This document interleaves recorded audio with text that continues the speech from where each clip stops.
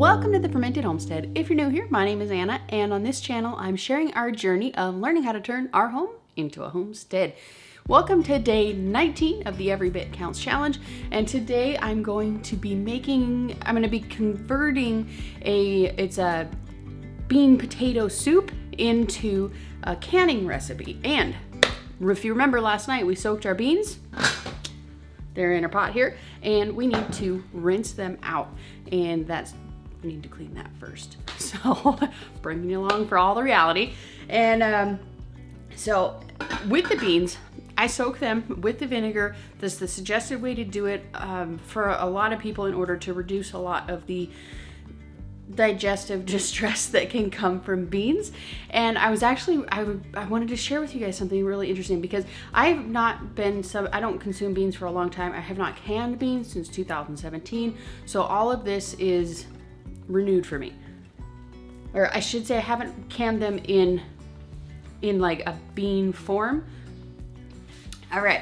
So the first thing that I remember. Sorry, I got interrupted there. I learned something that was super neat about, let's lower this, give myself a more flattering view. So when you're soaking the beans, you're trying to draw out the, I think it's lectins or phytic acid or something. I can't remember off the top of my head. I'm not like a super encyclopedia on that kind of stuff. I just know the principles, not necessarily the definitions. So basically, you're taking the beans and you soak it in the vinegar water, and the vinegar water pulls out those things from the bean and makes it easier to digest. It pulls out those things that cause the gastric distress. But the reason that you want to soak it for a longer period of time and dumping the water in the middle is that when the levels get like in the water, they get to be the same as the bean, it stops the process of pulling those things out. When you dump out the water, it restarts the process and can lower it even further. So pretty cool. And if you're super sensitive, you could even do like a second rinsing off. And so you could do it like every 6 hours and soak it for like 12. You could soak it for 24 hours, but like the minimum suggested is 12 hours and upwards to 24 hours. The larger the bean, the longer you want to soak it. So if you're doing like a kidney bean, you probably want to make sure to soak it for 24 hours. If you're doing a tiny little black bean like I did the other day, you really don't need to soak it for 24 hours. It kind of makes it a little bit mushy, but they're still good, and my husband loves them. He's having them every day. Those chili beans. He's making like a chili cheese dip with it like every night, and he's really digging it. So if you are interested in that recipe, check it out. Maybe just don't soak it for 24 hours if you're doing the black beans. The pinto beans are great. They keep their texture just fine because they're bigger bean. Okay, so dishes.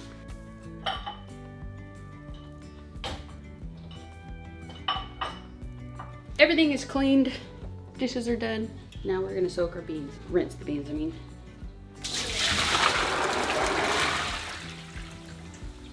As I heard somebody say, there goes all the fart juice. So I prefer to kind of rinse it in a way that I can immerse it in water. I feel like it's more effective. And let me make sure that I'm saying again, I'm no expert at doing this. I don't do beans very often, and the distress as well as the carbs is kind of why I don't do it. So I'm hoping to be able to get myself to be able to have these more without issue.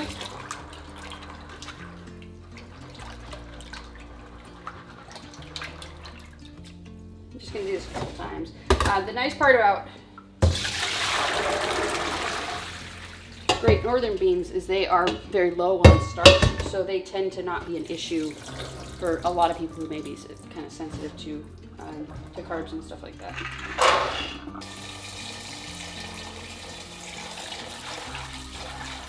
So we started with 1 quart, and we have 2.5 quarts in here. So they expand quite a lot. Okay, vinegar. I'm just putting about a 1/4 cup. I'm not going to measure it this time.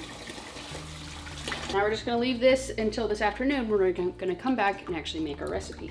I'm ready to go ahead and start canning up our soup. And I'm, like I said before, yesterday, whenever I said it, but I did say it at some point. And I'm going to be converting a recipe that I found on Pinterest over to, and I'm kind of making it up. I'll be real. So I'm kind of going based on certain types, certain parts of a recipe, but overall it's just gonna be whatever. So we're gonna take our quart jars and we're gonna fill it up with 1 cup of the beans, 1 cup of the potatoes. We're gonna do a half of a cup of carrots, a half of a cup of celery, throw in some jalapeños for some heat. And then in each jar, I'm gonna put, it's gonna be quart-sized jar, so I'm gonna put a teaspoon of oregano, a teaspoon of, we'll just make it easy. We'll do like a teaspoon of onion powder, a teaspoon of granulated garlic, and then half a teaspoon of paprika, and a teaspoon of red chili pepper flakes.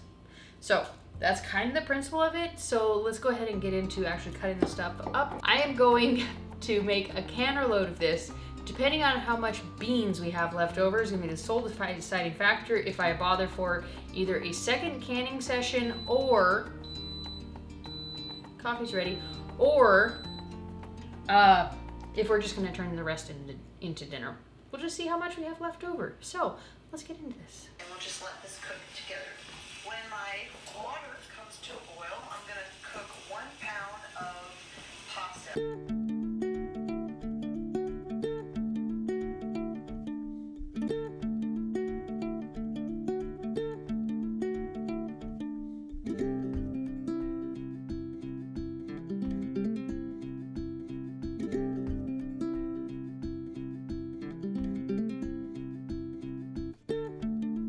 All the jars in here, there's still a pretty fair amount of the beans left over.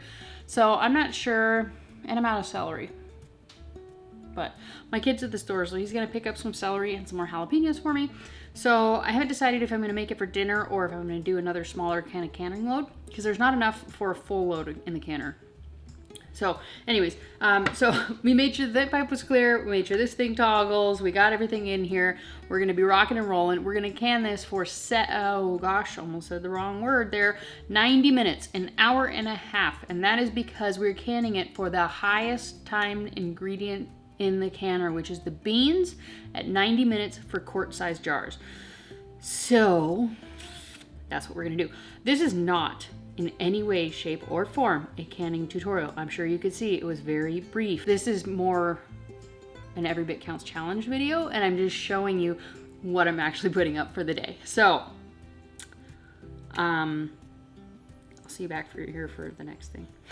All right, so I've made my decision and I'm making dinner. Sorry for the canner and the dishwasher. It's gonna be terrible sound for this part, I apologize. But I'm gonna make dinner in the Instant Pot. And I don't have a clue what I'm doing. I've never made soup and I've never cooked beans in an Instant Pot. So experiment with me. Let's do this. And also I wanna make sure I'm pointing out, I'm doing this because I wanna learn how to do this. This is something that I would like to do more regularly. So we have the beans. And I think they still need to be cooked if I don't want everything else to get super mush. So we're gonna cook these for, I think it said 10 to 15 minutes. So I think I'm gonna do like 7 minutes just to kind of get them mostly cooked. Let's try. So beans are cooked. Now I'm going to turn it on to saute. So we're gonna wait until this thing says hot. Let it get hot. Let it melt. And we really like onions, so I'm adding two, I would say medium-sized onions. They weren't very big, but it's probably 2.5 cups of onions. Let me get some light. So now we're gonna add, it's about 2 cups of celery and 2 cups of carrots. I'll let this cook for just a little bit longer. Now we're going to add in 4 cups of potatoes and 3 jalapeños. Cooked beans, tablespoon of garlic powder, teaspoon of paprika, teaspoon of salt, a little more than a teaspoon.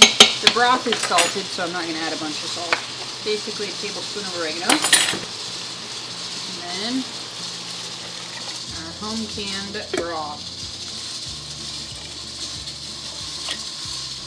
As much chicken as it takes to get up to the max length.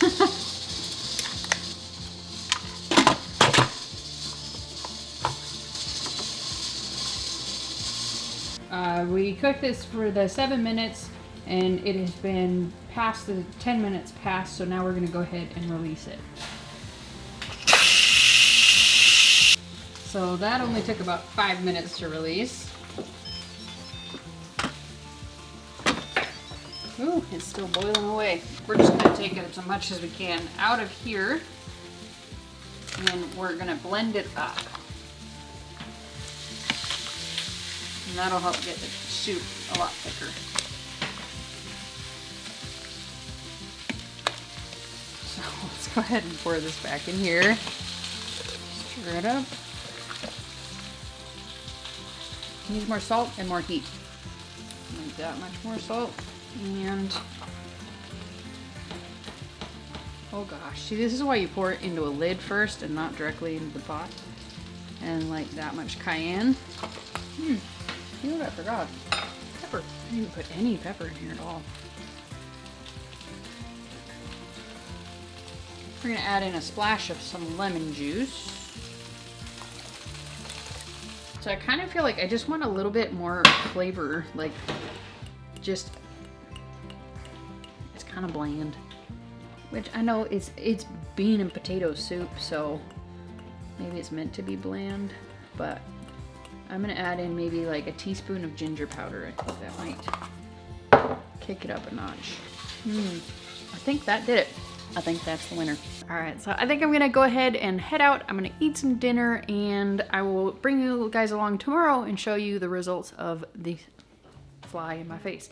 The results of our canned soup. This stuff is delicious, so I'm imagining I might have to amp up the flavor on that one just a little bit, but we shall see. So I hope that you guys enjoyed this video coming along with me canning up some and converting a recipe and canning it up over there, as well as putting the leftovers to good use. If you guys are new around here, we just moved to our 30-acre homestead in southern Missouri, and I'm bringing you along and sharing with you all the things that we're doing to turn our home into a homestead, as well as, of course, bringing you along for all the food preservation videos, canning, freezing, dehydrating, and fermenting, as well as sharing with you guys how you can incorporate those preserved foods in your everyday cooking, as well as your everyday life. If that sounds awesome to you, click this button right here. This is the subscribe button.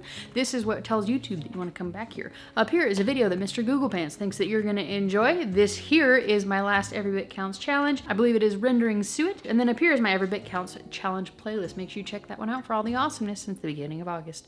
We'll see you next time. Thanks for watching. Bye.